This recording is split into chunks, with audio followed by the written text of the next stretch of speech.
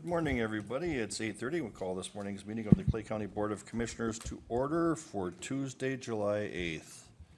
Our first item is the approval of the agenda. Do we have any additions to the agenda? I'll make a motion to approve the agenda.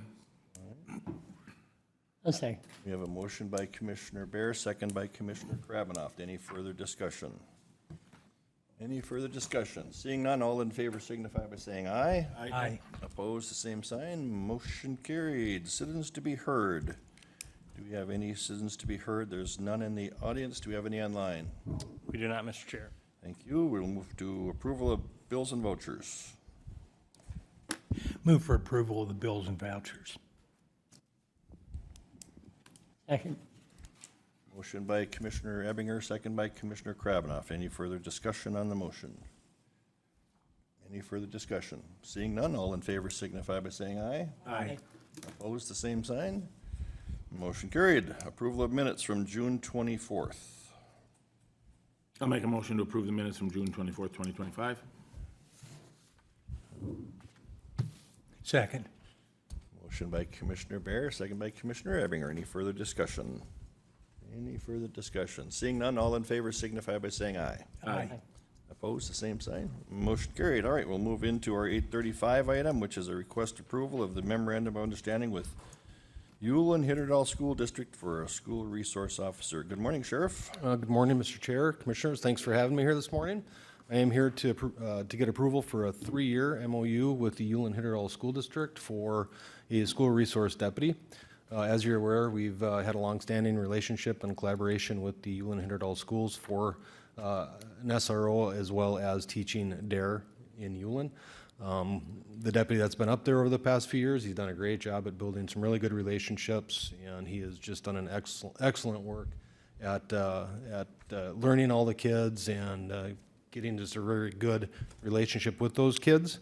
Unfortunately, he is going to be resigning from the sheriff's office, so my next week's board request will be to replace him, unfortunately. But we are here for this memo for 3 years. It started June 3rd, 2025. It'll run to June 1st of 2028.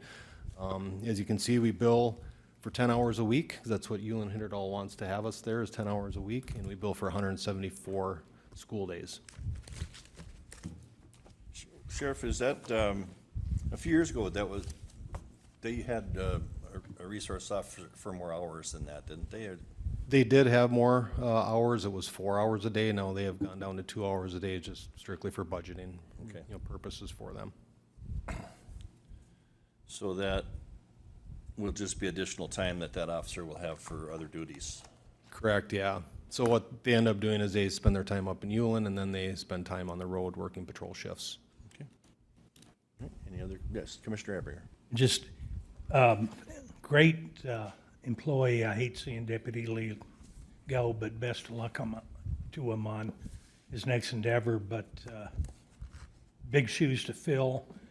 I'm a firm believer in school resource officers. It's an integral part of what school needs, not just for security, but a lot of them are getting involved in the restorative justice programs and some of the other things that we've got going that are going to help kids get through what's kind of a traumatic time here recently. So with that said, I will make a motion to approve the MOU with Ulen Hitterdal School District for school resource officer. I'll second that. Motion by Commissioner Ebinger, second by Commissioner Bear. Any further discussion? One other question. Commissioner Bear. With the contract for the price, does that negotiate every year? Yep, that's depending on the deputy's salary. So whomever is in there is we take a portion of their salary and then bill that out for the 174 days. All right. Each year, if there's an increase, then Each year there's an increase depending on what the COLA is, or step increase. All right, any further questions? Seeing none, all in favor signify by saying aye. Aye. Opposed, the same sign. Motion carried. Thank you, Sheriff. Thank you. And we'll see you at 2:15.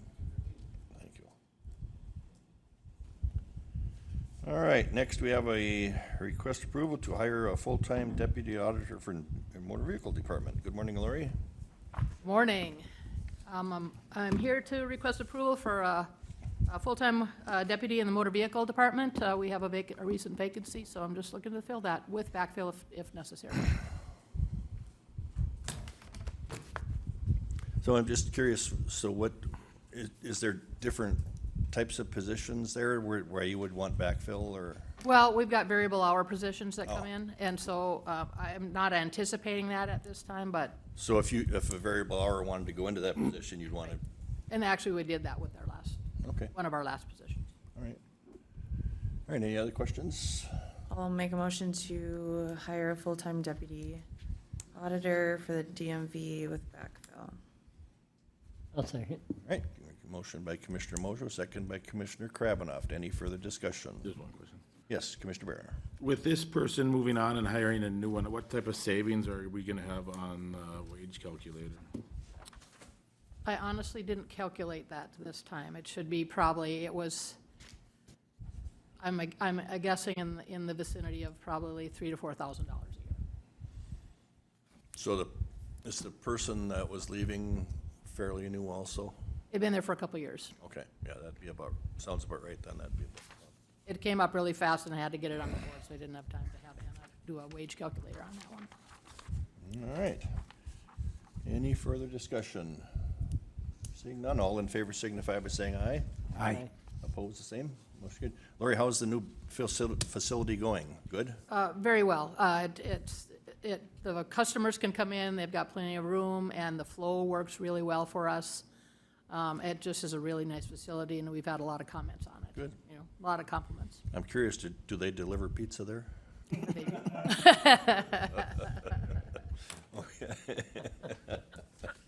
Depends right. on where you get it from. Thank you, Lori. Yeah, thank you.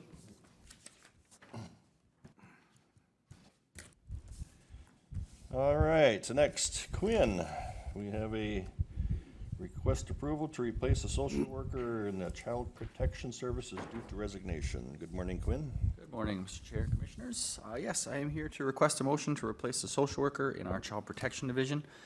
This is a case management position that we've lost. It's due to a resignation, responsible for case management services that ensure child safety, legal compliance, and support for families navigating the child protection system.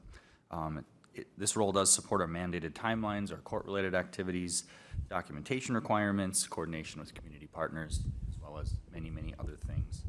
I do think it's important to note that our child protection social workers experience pretty high levels of secondary trauma, redundant administrative burdens, and external scrutiny, which contributes to the burnout and high turnover rates. Just for your knowledge, the average tenure of a CPS worker is 1.8 years. I ran the math, this staff was at 1.96 years, so we got a little bit longer than the average. Our staff regularly navigate complex systems and face demands from multiple oversight entities, making it critical to maintain our staffing levels to ensure consistent and effective service delivery. Replacing this position will help prevent additional strain on our remaining staff, support our retention efforts, and uphold our commitment to safety and stability of children in Clay County. I did run a wage calculator for your review. This is a fully budgeted position, grade 18, step 3. We do anticipate that a new hire would come in at step 1, creating an approximate savings of $6,899. And with that, I would yield for any questions that you Hey, Commissioner Abier. Do you anticipate backfill, or is this entry level? I would like backfill if possible. We don't see a lot of internal movement into child protection. We see lateral movement out of it, but I'm always hopeful that someone will want to experience it in one of our other divisions, so I would request backfill. Okay. That being said, I'll make the motion for the hiring of a full-time deputy, I'm sorry, on the wrong one. Child Protection. Child protection, or social worker position in child protection division with the backfill. I'll second. All right, we have a motion by Commissioner Abinger, second by Commissioner Krabanoff. Any further discussion? I think your description points out well that's a difficult position. And certainly we give thanks to those people that are working under those conditions, because sometimes it's what they're working with is very difficult. appreciate it. You're talking about complex family issues and can be some sad things that go on in that area. So once again, thank them all on behalf of the board for their work. Any further discussion? Yes, Commissioner Ebinger. Is there something we can do or something that can be done for peer support or more of a therapist kind of approach? Or is there something these employees need that maybe we can come up for? The board's been very supportive over the years, both in my previous role as a supervisor, as a frontline staff that carried a caseload myself, and now I believe you all have been very supportive. We've done different things like bring in therapists for a process called reflective supervision before. Different people cope with things different ways. So what works for some doesn't work for others. We try to use a multitude of strategies. I guess there's nothing directly that comes to my mind that I could ask you all to do that would immediately improve this, but I appreciate the question. That's out, I'm sure the commission's supportive of something if something's out there that comes to your attention. I ran a unit that dealt with child abuse, and then I was chief here, and your investigators and your people that worked with my investigators were great, but everybody in that field gets traumatized, and if there's something we can do, I'd love to try and facilitate that for you. All right, any further comments? Seeing none, all in favor signify by saying aye. Aye. Opposed, the same. Motion carried. All right, Quinn, next we have the approval of the Bureau of Criminal Apprehension background checks. Yes, so thank you. On that note, I am requesting a motion to authorize a joint powers agreement to be signed between Social Services and the Minnesota BCA in order to allow our agency to conduct federal fingerprint background checks. To give you a little bit of background, the Sheriff's Office was running these for us for quite a while. They recently went through an audit in which it was found out that they're not able to share that information with us. We had to become an entity to run these ourselves. I've gone through the entire audit process with the VCA, the last step being this joint powers agreement. We have successfully completed this Criminal Justice Information Services security audit to just take over this responsibility directly. All necessary procedures and policies were developed to meet the FBI and BCA compliance standards. And again, I just need the joint powers agreement to be signed by the board in order to get this thing rolling. I also do want to make note, Anna and I are working on yet another alternative for this. This is kind of a, I would say maybe a more cumbersome process than is necessary, extra thorough. We do need federal fingerprints for our child protection workers and adult protection workers. We've been doing it for all of them. That's been common practice for as long as I've been at the county. So Anna and I are working on seeing if there's an alternative, maybe more expedient process with DHS, but I think we just received an email on that yesterday. So Quinn, with that in mind and this JPA does not require us to use them solely as the resource for that purpose, right? Not at all. So, but it just, the JPA deals more with the understanding that you've gone through all of the necessary requirements to meet the criteria to become. Yep, and it has a lot to do with the storage, secure storage of the information once we receive it. All right, and I'm assuming this doesn't speed up the timing of. Unfortunately, no. I was really hoping that would be the case, but no, the timelines are estimated to be exactly the same. Because that continues to be a big issue, right? Is the It has, yeah. It seems to be when people are getting kind of their hunting permits and licenses and fingerprints are going up, then our delays increase with that as well. But lately, they've been about 2 to 4 weeks, which is reasonable, manageable. okay. Well, that's not too bad. Okay. All right. Any further questions of Quinn? What's the board's wishes? I'll make a motion to authorize the execution of the joint, or the JPA with the BCA for federal fingerprint-based background checks by Clay County Social Services. I'll second that. All right, we have a motion by Commissioner Krabanoff, second by Commissioner Bear. Any further discussion on the motion? Any further discussion? Seeing none, all in favor signify by saying aye. Aye. Opposed, the same sign. Motion carried. All right, Quinn. Thank you. Have a good day.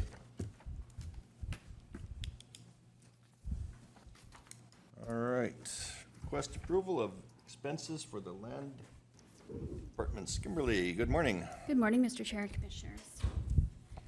My first item today is to request the expenses for the Land Records Department. This comes from the Recorder's Compliance Fund. We do this every year.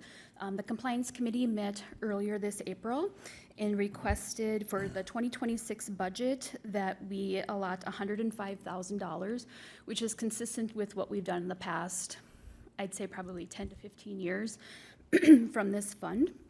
So that would be split between maintenance from our tax system, our corner remonumentation program, information services, and our assessor's office for their software. Okay. I'd be looking for a motion to approve those expenses for the 2026 budget. And are those consistent with prior years, the dollar amounts for each? We did do a little small shift of $1,000 to $2,000 between information services and the assessor's software. Their software price increased, and so we just moved that funding to cover their entire cost of their software. And Kimberly, is there anything within your department where you get, you get some funding back to you based on dollars you spend on certain areas? I'm not talking necessarily about these items here, but, No, I don't believe so, if I'm So- understanding your question correctly. well, some areas in social services and public health, there's, for work that we do, we might get partial reimbursement from state or feds.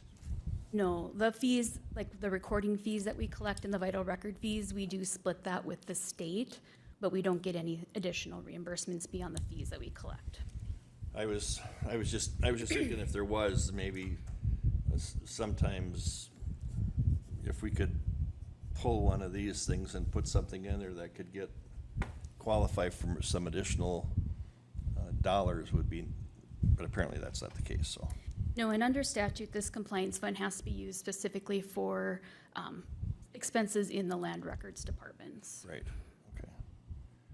All right, and Commissioner Ebringer, you're on this board, on that committee? Yes, and Kimberly and I met on this and the next issue.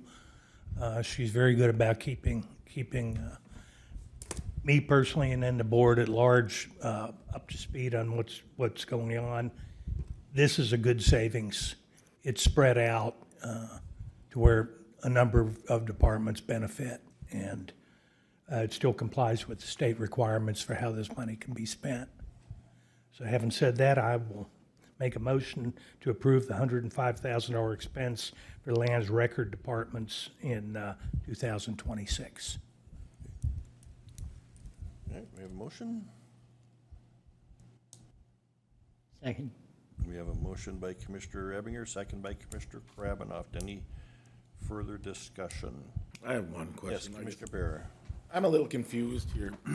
Why are we doing this as a separate motion when we're gonna have a budget on this department? It's required. Yeah, for the state statute, this compliance money, in order to be spent, has to be approved by the board, so I need that in a separate motion. I need a motion to Need a approve motion. those expenses to comply with statute.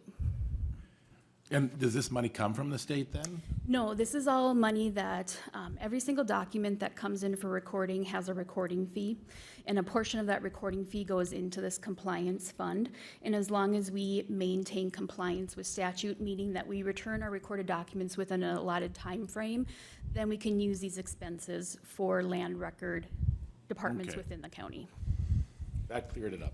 Yep, and that number has been, that 105 has been pretty consistent the last couple of years, correct? It has been. There was one year during 2020 or 2021 when we had a large increase in recording that we put an additional $20,000 towards the corner remonumentation.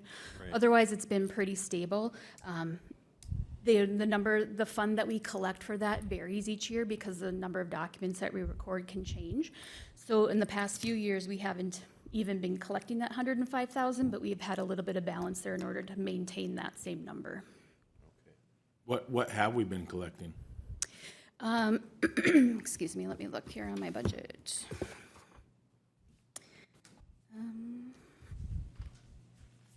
Sorry, I should have had that number a little more readily available. So for 2024, we collected just under 92,000, so it's $91,278. So there is a balance in that fund, Yeah. so then the overage just comes from that fund balance. And so after you take the difference between that 91 and 105 this year, what would that fund balance be? The fund balance sits around $100,000. I would like to leave it around that $100,000. If we become non-compliant, then we can't use the funds for other land record departments. The only way that I foresee, if we're non-compliant, the only way to probably get into compliancy would be to hire an additional employee to help complete the work in a timely manner. So I would like to keep that so that if I needed to hire an employee that's not budgeted, I would have that fund to pay those fees from. Okay. All right. Any other questions? And we did have a motion and a second, so any further discussion? Seeing none, all in favor signify by saying aye. Aye. Opposed, the same sign. Motion carried. All right. Thank you. Next, Kimberly, we have the, Yeah, my next request is to approve the fees to set for our judicial security legislation that was passed this year at the legislature. My request is for a fee of $75 for each real property notice, consent to access, request to access, and consent to terminate received under the statute. So this is legislation that passed this year that is an address protection program built specifically for district court judges. So they'll have to submit a request to us to shield their records from the public record. So that's what the real property notice would be a document we would receive from the judicial official to shield their information. There's going to be extensive work in doing that, as this law allows documents that have already been on public record to then become private. So there's going to be an extensive amount of work by many different departments in the county to comply with this statute. The statute does allow a fee up to $75, which is why I'm here today to set that fee at $75 for each of those notices. and then that fee is paid by who? The fee will be paid by the person presenting the notice to us. In this case, it would be the judges or. The judge, or there is people that by statute would have access to file the consent to access, so then that fee would be paid by them. Okay. Yes, Commissioner Mojo. Thank you. I think in regards to the events that happened in St. Paul in June, this probably is just the first step in trying to shield some private data. And so I think it would be helpful for us as we work through this to develop a framework on internally how it best works, because my guess is that scope would be broadened, understanding that public officials still are very public people, but I think there will be more to come, particularly in the retiree area as well. Yeah, we have a committee that's getting started, that's actually meeting after this meeting to start working on the policies and procedures for how we're going to implement this to have going forward. All right. Yes, Commissioner Ebinger. Just one thing Kimberly brought to my attention when we spoke on this. This is liable to get much bigger than where it's at now.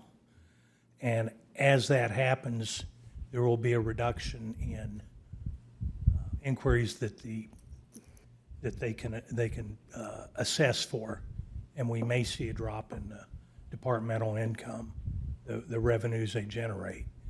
So it's sort of looking down the road. We may need to be ready to address issues on funding. I guess I don't follow how So revenues would drop. as these records become private, so people pay to access my real estate records online. And so if more and more things are not public, they're not gonna be able to access those records. So I feel there may be fewer people in the future that may be using those systems that do generate a revenue off of my software.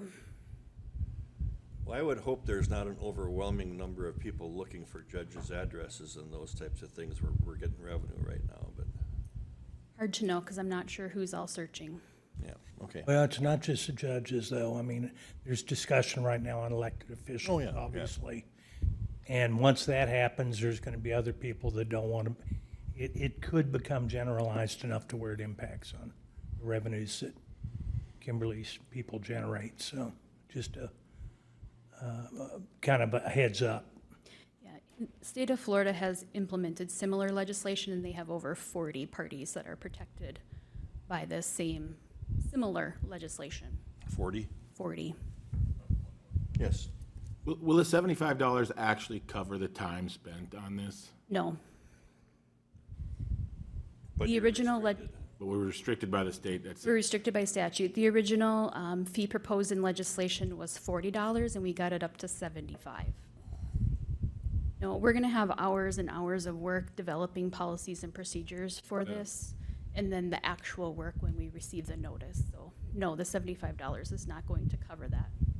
Do you charge them 70 for each one they want to redact? No, it's $75 for each notice that we receive. So one notice may ask us to shield multiple documents from the record.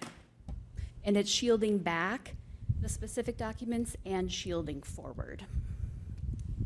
So there's going to be a lot of county money spent on it. Yeah, we have specific software that's being built so that we can track them in the future, because as we record documents, go live, so we need to be able to know by name and parcel number or address what property should not be public. So it goes further than just what's happening within your department. It can have some impacts on Oh, yes. Mark Sloan's department.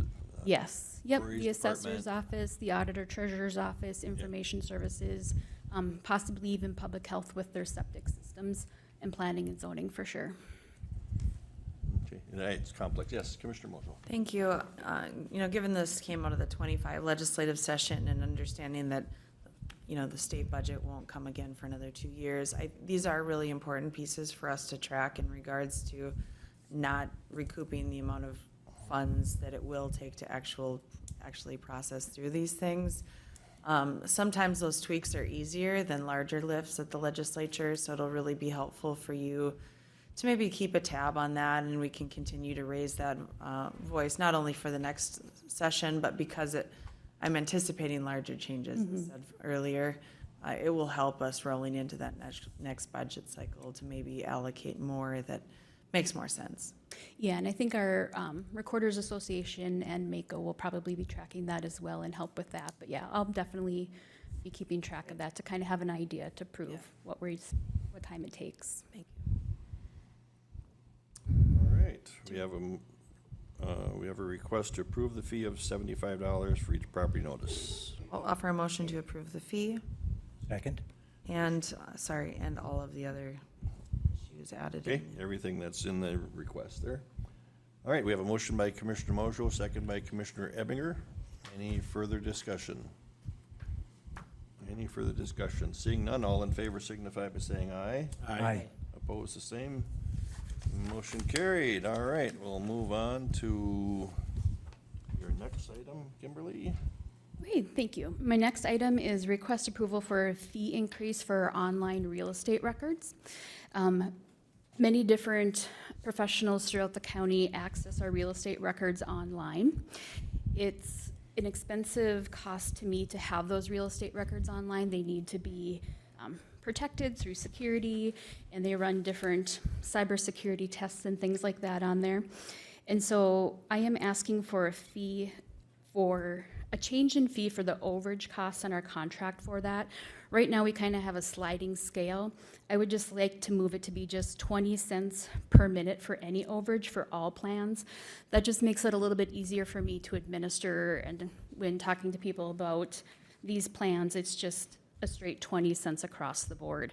So the people on our lowest plan would actually receive a little bit of a discount if they did go over the minutes, and the rest of the people that are getting the 10 cents and 12 cents, we're not really getting any overage on that right now because they're not going over on their minutes. So my first request would be to ask to just change that to a flat 20 cents per minute, just to make that, managing that contract and agreement a little bit easier.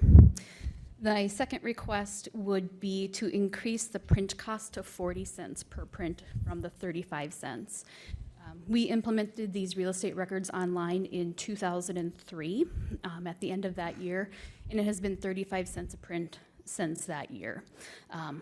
The fees have increased for those plans to access them, but I would like to keep those at those rates so that people can continue to access those, just increase the cost if they need to print. And so that would be 5 cents an additional page to print. And I would also like to add that cost for when they print search results. Right now, we're not capturing any revenue from that, and so I would like to add that fee as well. The cost of my software is going up to cover the cost of increased cybersecurity around having these real estate records online. I've also had a fee increase for our hosting of these records offline. Back in 2020, 2021, when the board approved my giant scanning project where we put all of our recorded documents online, where people can access everything back to the beginning of time, but now that it has increased my storage cost of saving all of these records online and the backup of that. And so I'm looking to increase some revenue to capture those additional costs for my office. All right. Yes, Commissioner Kravinoff. Does this involve abstract updating? I mean, is that part of this? Yeah, so the abstract companies utilize my online records. Yep, so this would be part of how they build those, Yes, it could impact that. or their search? Yeah, okay. And then if anybody prints in our, we have access to our program for no charge in our office. If they do print in our office, it is $1 a page to print. Yeah. A lot of these services, Kimberly, are user-based services, and I think our intent was to, from a board standpoint, to make sure that we're recouping our costs involved with those, and the idea was not that we make money on fees, but at least that we can recoup some of our costs, and that's, for example, when you go to that one where you're gonna just do an average of 20 cents as opposed to having different numbers, that overall will still average out to basically cover your costs involved with processing, right? Yes, I believe it will. Okay. Mr. Chair. Okay, yes, Commissioner Mojo. Thank you. Are any of these prints in color? Well, so these prints would be prints that they'd be making at their office. And so the cost of the toner and the paper and all of that would be at their expense. Okay. And that's where it's $1 a page to print at our office because you're using our toner and our paper and our equipment. Okay. Is that in color?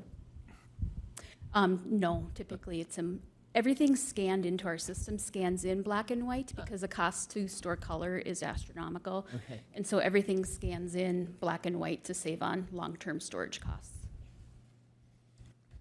All right, so we have a request for a fee increase for online real estate records as proposed. I'd move that.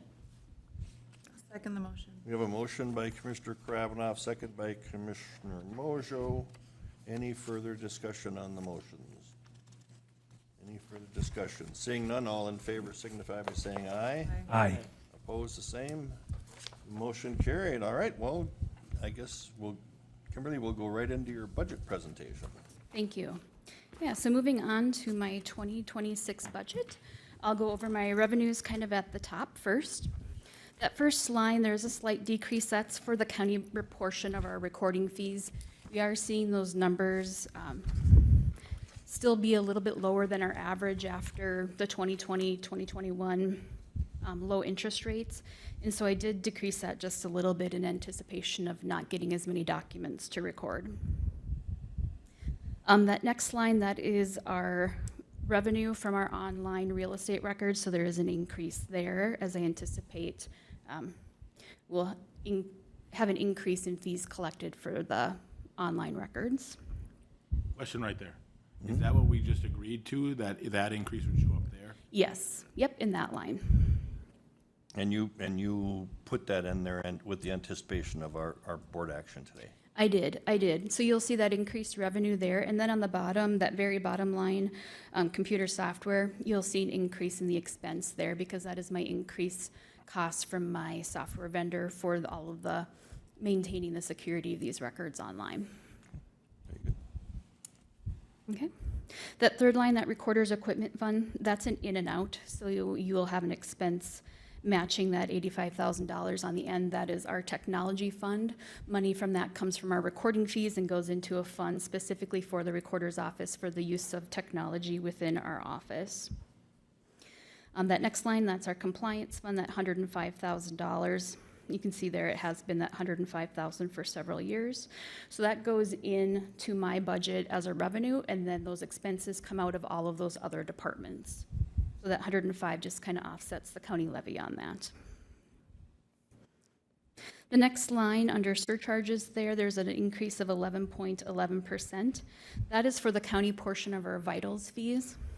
We are seeing a little bit of a slowdown in people requesting documents now that the Real ID has been implemented, but also now we've been through a full year of doing marriage ceremonies in our office, and so I felt we could have a slight increase in that line for that.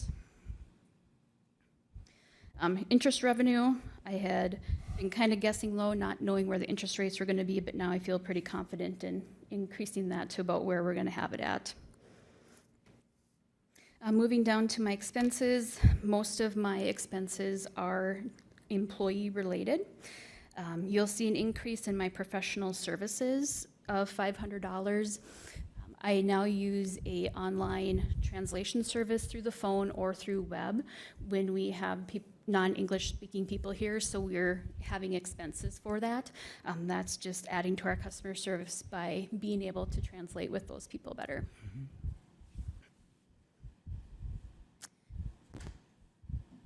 And then that very last line, you'll see that increase there for the computer software. That is what my software company bills me for those online services, for the subscription costs for that. So you'll see a big increase there, but that's offset by the revenue that comes in on that line item. Do you have any questions for me on my 2026 budget as proposed? Kimberly, on your salaries line item right now, your percentage of the year it's showing 34.89, and we're at, I think we're probably at about 42% for the year. Why would, have you been operating fully staffed? Yes. Yeah, I'm not sure when these numbers were Yeah, pulled. Mr. Chair, I think just taking a quick look here, this document has May year-to-date, so it looks like it's a couple months behind. But I mean, going through May, that would be I think that equates out to about 42% of the year. And her right now, her through May, her salaries are at 34.89. I'm just curious why that. Yeah, I'll check with Lori and get the That's board like an a answer. 7% difference, I guess. I'm just curious as to. Okay, any other questions for Kimberly? Mr. Chair, I would just make note, again, Kimberly is one of our department heads that is, I don't think meticulous probably does justice to the adjective. I think she mentioned earlier in her budget presentation about looking at translation services. She's also worked together with all of our departments in credit cards, in looking at the fees as a whole. And so she's really been a leader in taking on those. And so not only just looking at her budget, but impacting the others. So wanted to point that out. Well, I'm always impressed with her budget. She always does a good job, so. Thank you. Anybody else have anything for Kimberly? Yes, Commissioner Abrier. Just I want to join in the accolades here. Kimberly is very good at keeping me up to speed on what they're doing and explaining some of the details on it. And a couple lawyer friends and a real estate friend all speak highly of her office and the work she does. So kudos to you, Kimberly. We appreciate it. Thank you. All right, thank you, Kimberly.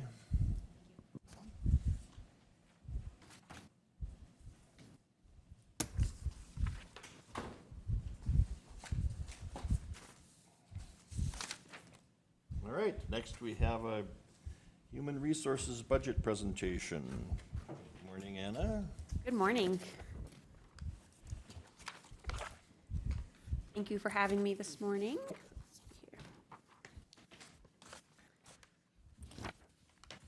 Okay, hopefully mine is pretty simple. So for 2026, you will actually, under my salaries, you'll actually see a decrease. Although that's including our steps, it doesn't include a COLA, but Darren's salary was reallocated from human resources to administration. HR does not budget anything for overtime, and then, of course, our health insurance, para, social security, all of that's kind of pending right now. Moving to my telephone line, that is actually a new request for 2026. When I became a department head, I was issued a county cell phone. Rory's department paid for that for 2025 for me, just since I didn't have any funds allocated, but I am requesting $540 be added to my telephone line for 2026. Printing and publishing, I'm actually getting rid of that line on my budget and reallocating those funds to a different line below, which I'll talk about shortly. We just haven't had to print or publish anything in the last couple years, given that most things are electronic and we can post things online. My subscriptions will remain unchanged for 2026. We haven't received any notice of anything increasing at this time. And as well as the one thing I am changing for 2026 is membership dues. I shouldn't say changing, I'm keeping it the same.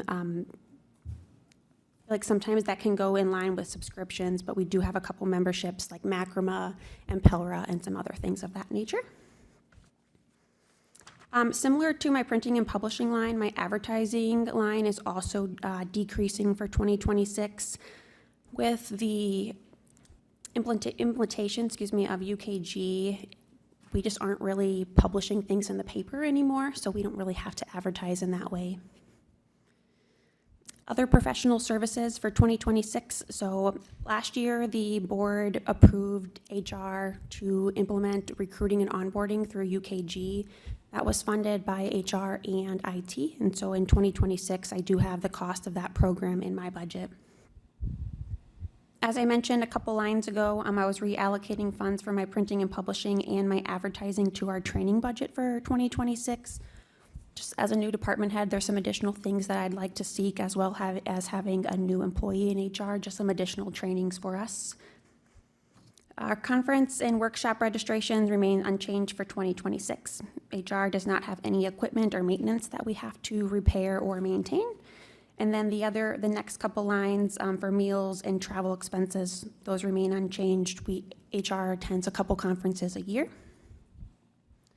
My office budget, I am increasing by $250 for 2026 for a total of $500 for the year. HR is responsible for providing the lanyards for our ID badges and the covers for these, and we just know we'll have to buy some more as we hire new employees. And then lastly, I don't have to purchase any small equipment or health supplies. So for 2026, I will see an approximate 16% decrease in the HR's budget. With that, I'll open it to any questions. And again, these are nice numbers, but we haven't got a COLA in there and we haven't got our true. Absolutely. Absolutely. Yeah, where it stands today, but without the COLA and health Well, you're the insurance, we don't know. You're the leader right now. You're setting the trend in the right direction. I have a very small department. It's much different. You didn't have to say that. I know, but giving some credit to the other departments, mine's much different. Give yourself some credit. Yes, that's right. Okay. Does anyone have any questions? Any questions? Thank you, Anna. Yeah, thank you.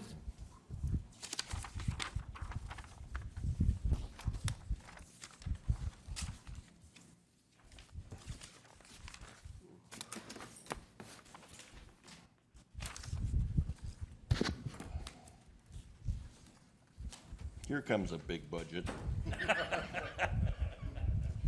Good morning, Justin. Good morning.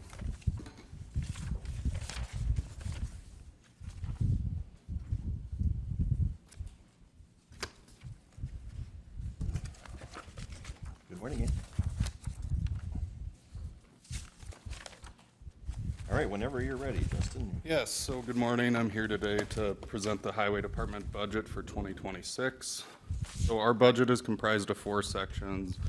I won't go through line by line each of the 4 sections, but I will make some highlights, and if you have any questions, just feel free to ask me at any time. So our first one is 310, and that is maintenance.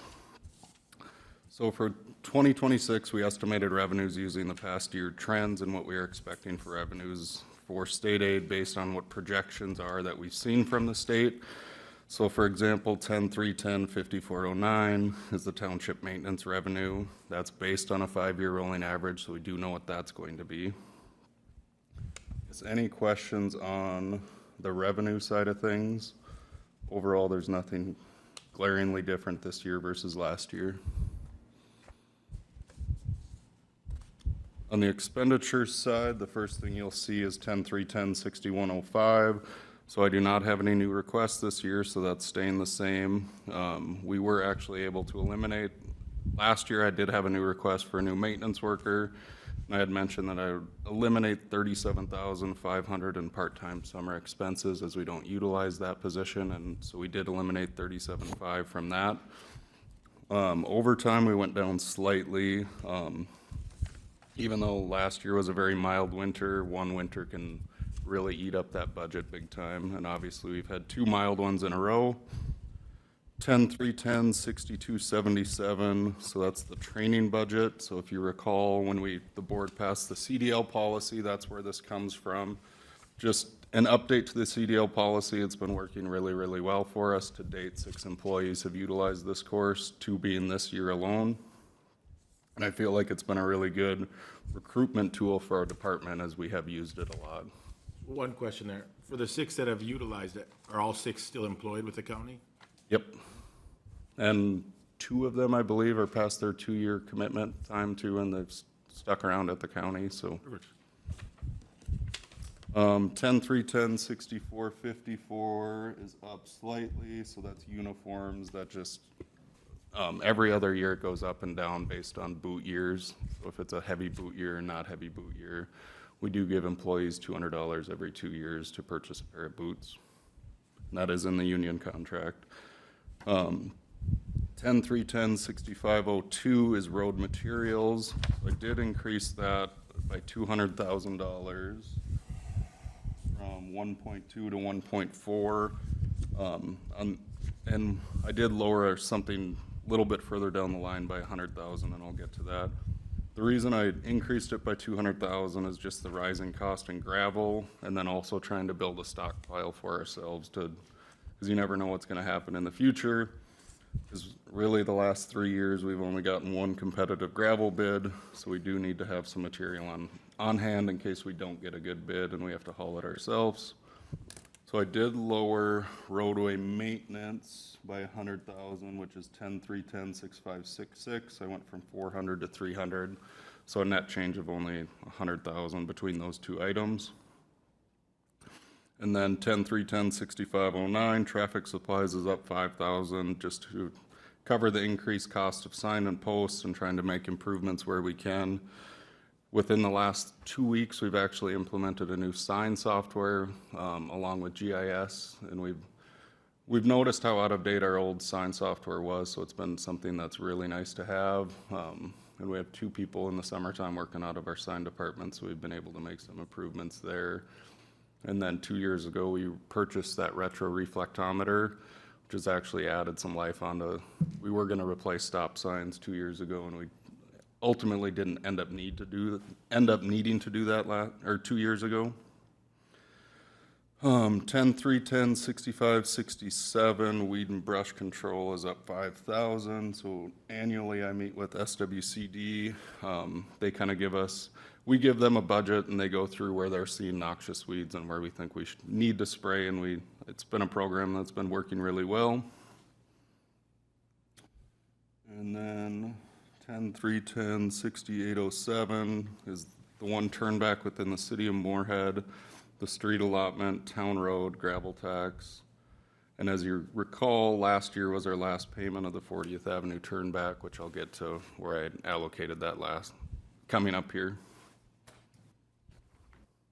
Or 2024 was the last year of that, apologize. And in 2025, we use that for striping, right? Correct. I guess any questions on the maintenance side of things? Overall, nothing really, no big changes and no new staff. And again, I'm asking the same question I asked before, and it has to do with salaries. It looks like the salaries are, Yeah, I'll confirm with Lori in future budget packets to make sure that the year-to-date's up to date. Okay. Next one is 320, which is construction. On the revenue side of things, 10-320, 5220 state grant. So that is for the local road improvement grant that we received for the CASA 12 and 52 roundabout. 320, 5271 is bridge bonding. As we know, there was a bonding bill passed. This is just an estimate based on our 5-year plan of what we would expect to get for that. Also very dependent on bridge sufficiency ratings and local planning indexes. Justin, on the state grant, on that 560, that's for the money received on the roundabout. So we're anticipating those revenues and the project expenditures all occurring in 2026, correct? Correct. Sometimes there's a lapse between Yeah. years in certain projects, and I'm just, in this particular case, it'll all be, Yes, so the it'll be construction finished is in 26, and the revenues and the expenditures will follow in the same year. correct. 10-320, 5272 municipal construction, so this just follows our 5-year plan. In 2026, I do not have any municipal construction planned. 10-320, 5274. You'll notice is quite a bit higher, so the reason for that is we are working with Glendon Township and trying to get the bridge replaced on 12th Avenue. That's about a $2 million bridge, so it's quite a bit higher than normal. Federal grants, so this includes 2 projects, one being the roundabout, obviously.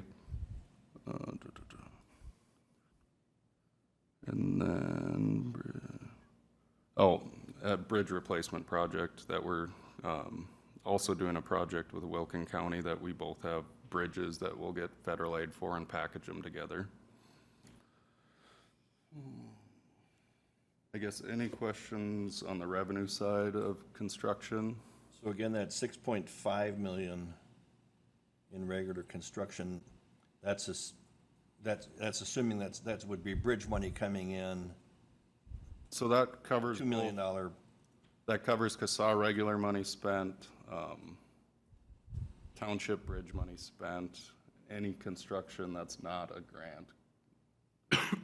Correct, and that's an in and an out on our revenue and expenditure side. But that, for those bridges. Correct. And if we don't get the bridge bonding grant, we obviously won't have an expenditure either. Then that would reduce 6632. Yes. Okay. No, yes, sorry, that would reduce road and bridge, right? 6632, yep. Okay,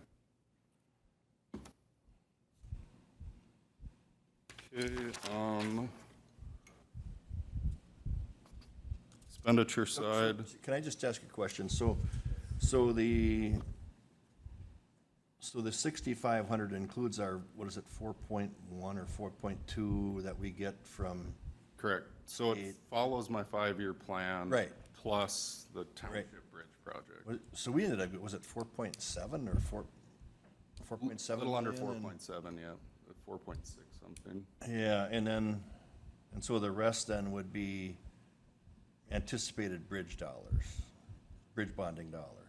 The difference between the 4.7 and the 6.5 million? Not bridge bond dollars, township bridge. Township, yeah, it'd be something coming in, yeah. Correct. So when I put this number together, I follow my 5-year plan, and then also we have that deficient bridge list on the township bridges that we're anticipating to replace. So that's our construction number plus that number.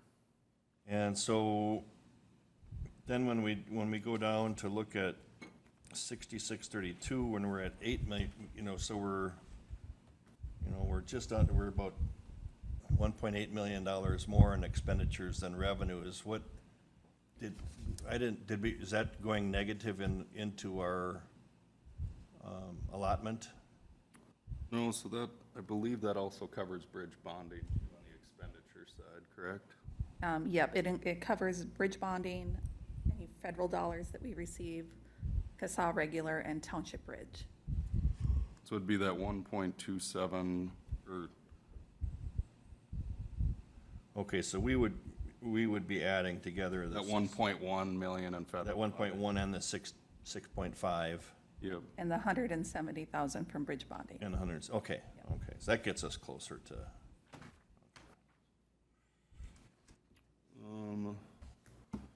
Next item would be kind of note on the expenditure side would be 10-3-20-6274, engineering consultant technical service. So if you remember last year, we upped this by quite a bit to account for the roundabout.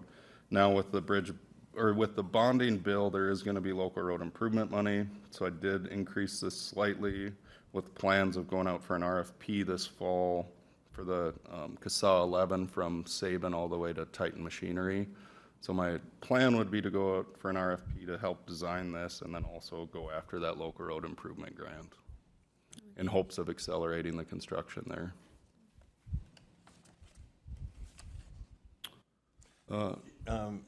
excuse me, Justin, with the board's recent action regarding the Comstock project, obviously, those dollars will still flow through Clay County and be checks issued. Then revenues received back from the diversion authority. Are they in here? No. Do we, So that was planned for in 2025, and with the uncertainty of knowing exactly how many dollars, I don't think it would be okay, properly so captured. those are all, right And now, it's- all accounted for in 2025, Yep, even though there could be a, correct. okay. All right, thank you. 10-3-20-62-77 training. So this covers all of our engineering technicians and all the different certifications that they're required to have. So I did keep this one flat, as you notice, in 2025. We did get close to that number, just we had a new engineering technician start. And now the state is not gonna be covering the bridge inspection class anymore, so I felt as though keeping it flat was justified in case we do send somebody to become a certified bridge inspector. 10-3-20-65-65 is right-of-way costs. As you notice, that number's down quite a bit. It was up in 2025 to account for the right-of-way that we were attempting to purchase for the roundabout. We went back to just a normal level in case something does come up. Yes. And then 10-3-20-66-31, new construction county funding, so that's the one that I increased last year to 800,000. It was decreased slightly to help pay for the new request, so I did put that back to 800,000, and that's the money that will be used for seal coating and striping. I feel as though that's gonna be a big improvement to the county and something that we're taking advantage of this year. Any questions on the construction side? Yes, okay, yeah, go ahead. The right-of-way costs from last year, did you spend any of that 70,000? Not to date. We're currently in negotiations with two different landowners. And then up for appraisals, it looks like the prior year's 5,000, then last year 10,000. Do you spend any of that money actually? 6260? Not every year, but it's also very dependent on if there's a right-of-way need that pops up. So we keep 10,000 in appraisals and 10,000 in right-of-way costs just in case something comes up that we need to get an appraisal. A lot of times we don't spend that money, but you never know when the right-of-way need will pop up. And then obviously if we have a project that we know about, then we increase right-of-way costs significantly. So in the future, I could see the right-of-way costs, if CASA 11 design goes forward, I could see that number jumping again. And then that new construction in county 6631 going up to 800,000. That would be for, you said seal coating? And striping, yep. Do you plan on doing a big project of seal coating next year? Yes. And again, that's the line item that was increased because of the 40th. 40th Turn back. Turn back. turn back was, final payment was made, and we rolled that into that area. So there wasn't really an increase there per se. It was just shifting money from one thing to another last year. Yeah. And then keeping it the same this year, and it's shown that way throughout my 5-year plan too. So with those bids coming in so cheap for striping, where did that extra money go? Or is that extra money being spent this year, or is it? So when I bring my 5-year plan to the board, I'll show where that money is planned to go, and then there'd be board action to approve that.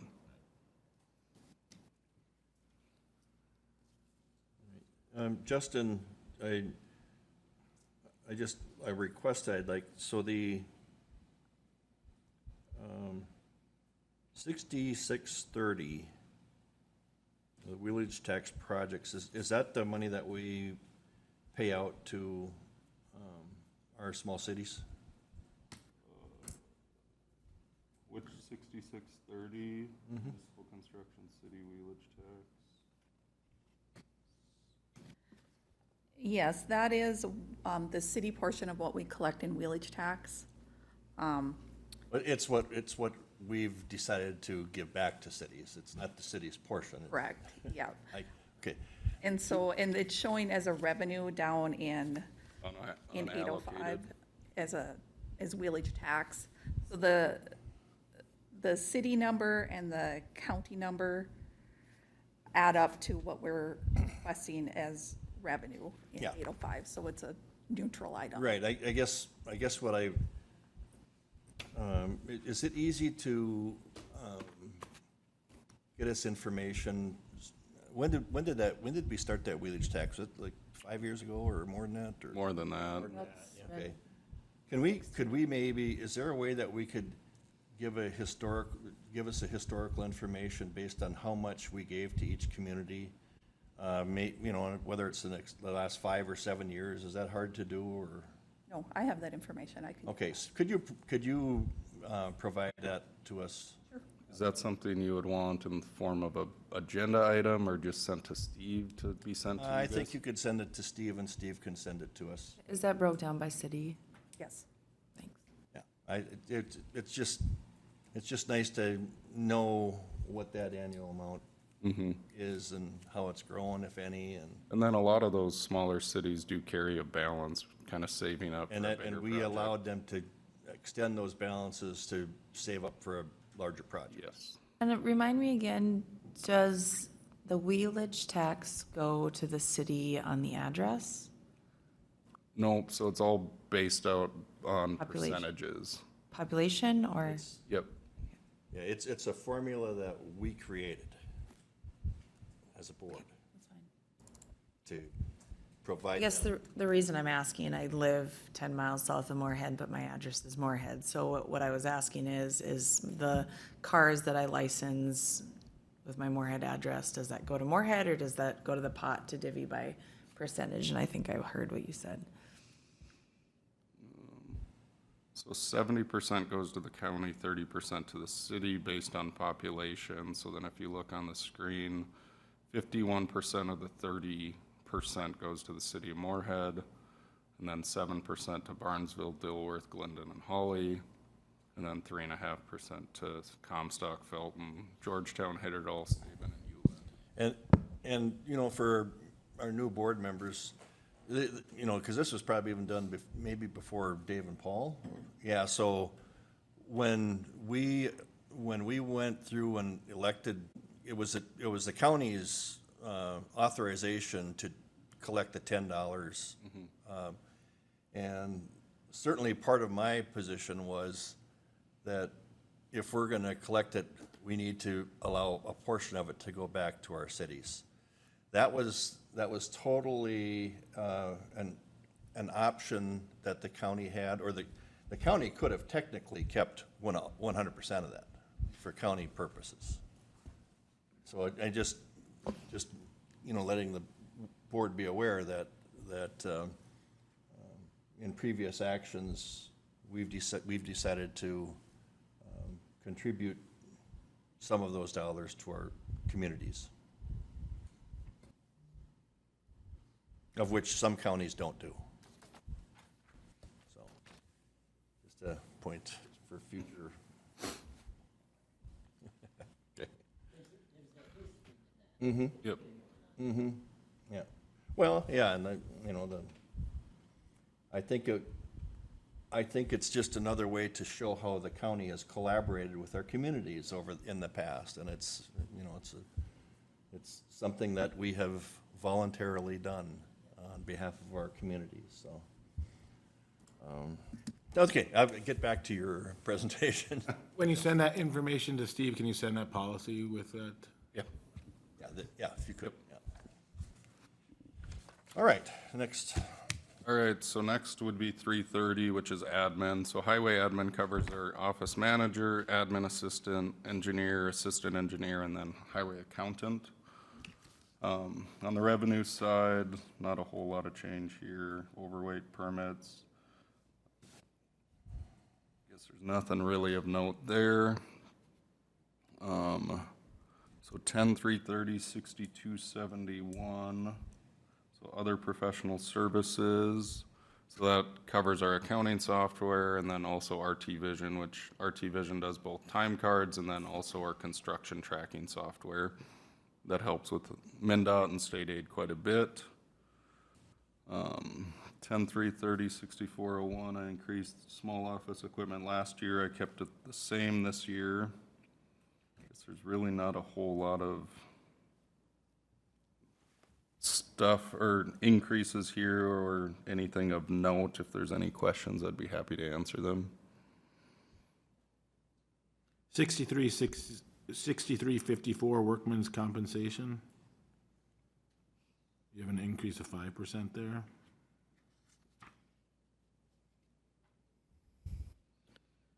Mr. Chair, Commissioner Bear, those numbers all come from Lori directly. Those, okay. I'm assuming it's either because of increased payroll or a change in the modification rate. So those are probably the only two areas where that could be.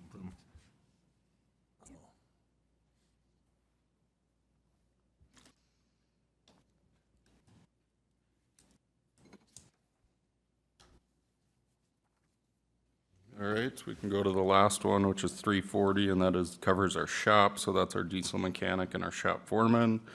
On the revenue side, that's the revenue that comes from joint facility expenses. 10-340, 6107 overtime, same as kind of the maintenance side of things, just trying to capture, in the event that we do have a bad winter, that we don't completely blow our budget. I mean, even on the shop side, last year was a very mild year in terms of the amount of weekend work that they had to do. 10-340, 6302, equipment repair and maintenance. So that one is up 50,000 from 300 to 350,000. So just trying to capture what it's costing to fix some of our equipment. These numbers, obviously, with the last 2 years, we've had 2 transmissions go out and 2 separate motor graders, so that has not helped our case whatsoever. And then also something like cutting edges comes out of this line item too, and cutting edges they have increased significantly. We've tried to, in the last couple of years, take advantage of some lower prices and build an inventory, but if we do have a bad winter, we go through a lot of those. And then 10-340, 6410, fuel. We kept that one flat again.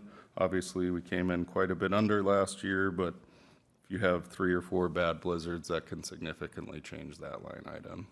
So just trying to not completely blow it 1 year.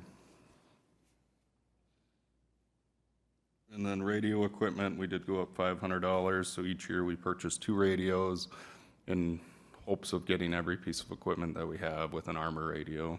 It's been working really well so far. Guess any questions on the shop side of things?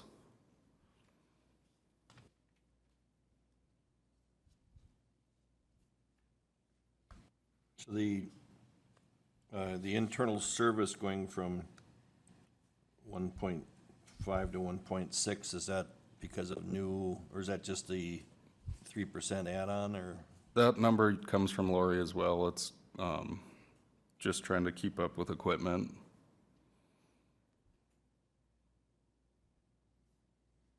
Okay. Just overall, that kind of concludes my budget. Any other questions that you guys can think of or comments? Comments, questions? All right, thank you, Justin. Thank you. Thank you, Ann. I got one. Okay. Could you show us what your total increase would be on all those? Is that Like, are you looking for like what the levy increase would Yeah. be? on all of it combined? So out of all 4 items, if you put it together, my percent increase on the levy is 6.66%.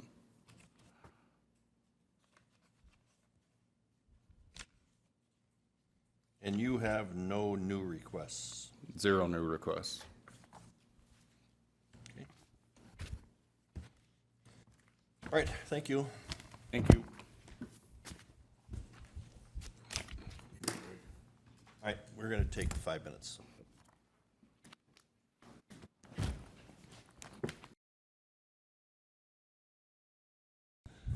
All right, we are back in session, and our remaining item on the agenda is our committee reports, and we'll start with Commissioner Bear. I did not have any committees in last week. All right, Commissioner Ebinger. Thank you. On the last Tuesday, on the 1st, I attended the Partnership for Health. We had our annual audit entrance meeting. Covered what audits cover. Had a good discussion, and things look good. And the state will continue to work with Partnership for Health in getting the audit completed. Later that day, I had Lake Agassiz Regional Library Finance Committee meeting. We met with staff, and again, we are still at work trying to come up with a lease for the new library. It's being built by the city of Moorhead, and that is a work in progress. We have sent them an additional offer and have not received a response at this point. And I'll keep you apprised as that develops. On the 2nd, attended the Diversion Authority meeting. It was a special meeting that we had, and it covered the settlement with the Red River Valley Alliance and ASN construction contractors. It's been fairly well covered.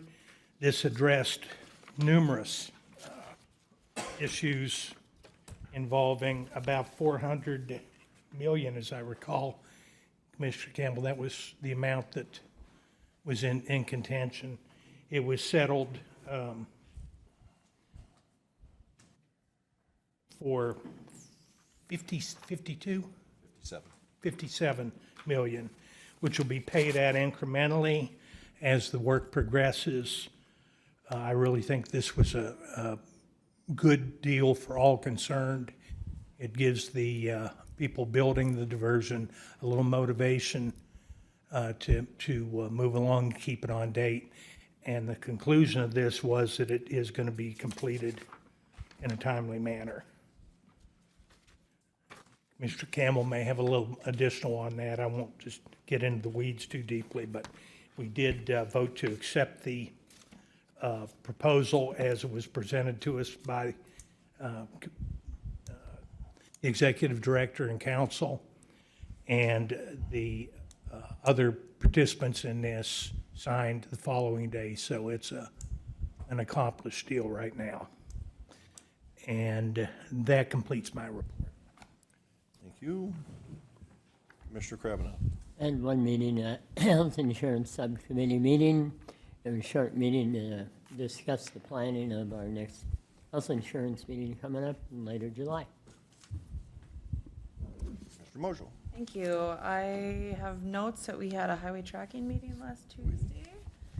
Talked about the construction updates on some of the projects.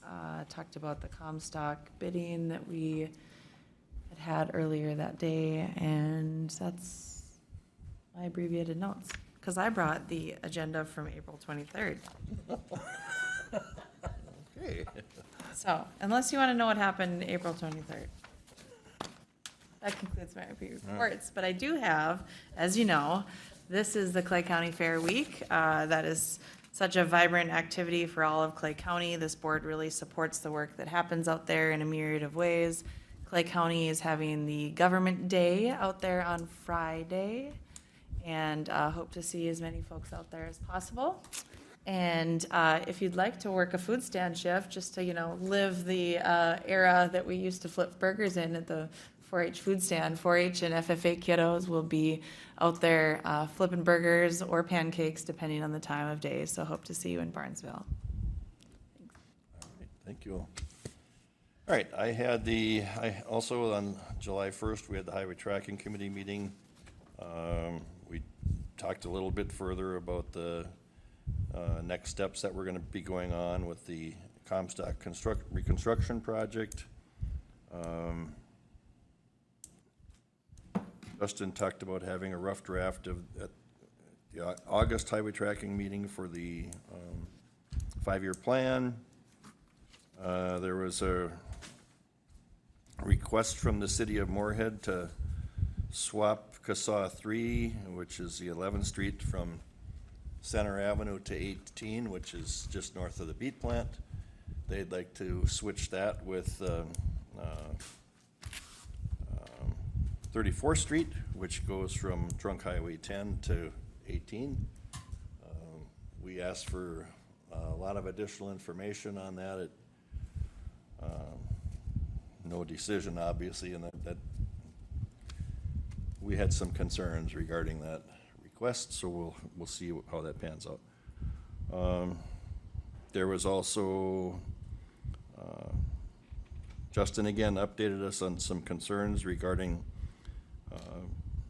on CASA 3 from what I refer to as Wall Street. It's 22 to coming into town with the speeding trucks, and it just seems like it's just an ongoing concern by residents along that route. So we'll continue to monitor that, and we may have to look at having our sheriff out there monitoring that for a while to see if we can improve that. And we got several construction updates on different projects that Justin will be bringing before the full board. Then we, as Commissioner Krabanoff mentioned, we had a subcommittee meeting of the insurance committee, and it basically was, just getting some prep information on what we're anticipating to see for health insurance increases that the full insurance committee will receive. I believe it's on July 24th, 23rd, 22nd. One of those, 22nd, one of those dates, yeah, 22nd is the date. And then, as Commissioner Ebinger had mentioned, on the 2nd, we also had the Diversion Authority special meeting. That was well publicized in terms of the settlement agreement with the contractors and the owners. That was, they basically had close to $400 million in claims against the Diversion Authority. A lot of them had to do with time delays and several different factors. Don't need to get too much in the weeds on that, but we did agree to that $57 million. And the epoxy coated rebar issue is all gone away now. All that's all resolved. And part of those issues related back to when we had this, when the Diversion Authority was formed, we created this dispute resolution board. And that dispute resolution board was supposed to be handling some of these issues in related to some of these claims. And when the North Dakota Attorney General came out and said that that those meetings of the dispute resolution board were supposed to be open meetings, all of those members quit. And of course, in that process, that delayed, so when I talk about there was an awful lot of delays in some decisions that were to be made. And some of it was as a result of that, because but now there is a new board that's been sworn in, and they are now gonna proceed to, and they will hold their meetings in public, and that type of thing. So part of that, again, goes to some of the delays. And again, this is not uncommon. This is over a $3 billion project. And I think as this states, it's like, represents 2% of the total cost of the project. Every one of the points of contention is settled now. Yeah. It's resolved. Right. And and again, we see it in many of our projects where you have, I recall the last bridge project in Moorhead, there ended up being some changes to that project that, you always have unexpected things come up that you don't plan for. So. But anyway,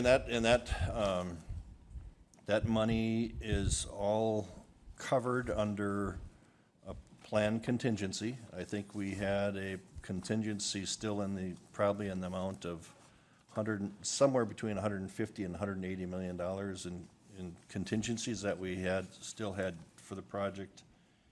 And so this will come out of those contingencies.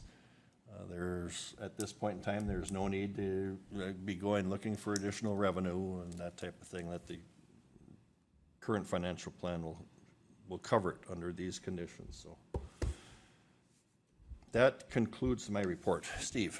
Thank you, Mr. Chair. Last week participated at the highway tracking meeting that's been well covered.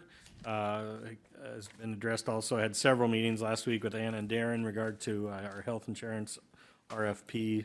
On second, I met with the Commissioner Ebinger on a series of his committee assignments. That afternoon met in the insurance committee that has been covered by Commissioner Campbell and Commissioner Kravinoff.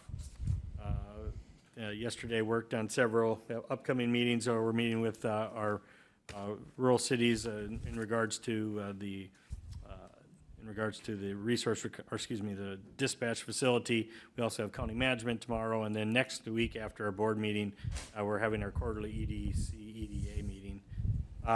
Yesterday afternoon, met with Sheriff Empting on a series of issues within the Sheriff's Department.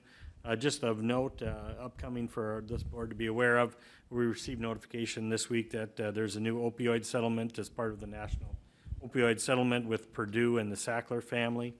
So we'll know more information of what that amount will be specifically to Clay County in the next couple of weeks, but there may be some documentation that may need to come before this board to opt into that.